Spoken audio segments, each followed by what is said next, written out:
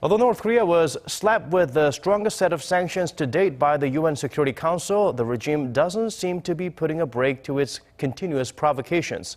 Seoul isn't backing down either, calling for actions from the UNSC over Pyongyang's latest reckless behavior, Thursday's short-range missile launch. For details, let's turn to Connie Kim.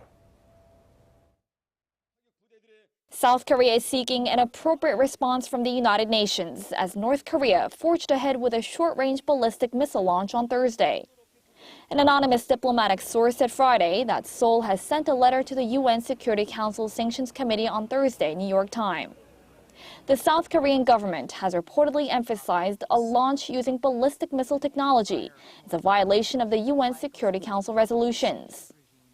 Upon receiving the letter, a group of experts under the committee will launch an investigation and report the probe results to the UN Security Council. Japan has sent a similar letter to the committee, and the U.S. is expected to do the same.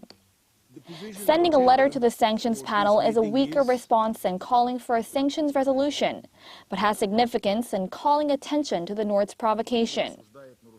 The UN had investigated Pyongyang's short-range missile launches in 2014 upon Seoul's request and announced a statement condemning North Korea's ballistic missile firing. North Korea fired 2 short-range ballistic missiles from Hwangju in North Hwanghae province into the East Sea on Thursday that flew some 500 kilometers. Pyongyang stated that Thursday's firing was hypothetically targeted at the enemy's port, where foreign invasion forces enter, leading to speculation to build up that the regime may be aiming to attack the South Korean port cities of Busan or Pohang, that falls within the 500-kilometer range from the North's Hwangju. Washington's nuclear-powered submarines and aircraft carriers enter into Busan port for the annual South Korea-U.S. joint military exercises. The two allies practice a beheading operation aimed at the North's leadership in Pohang.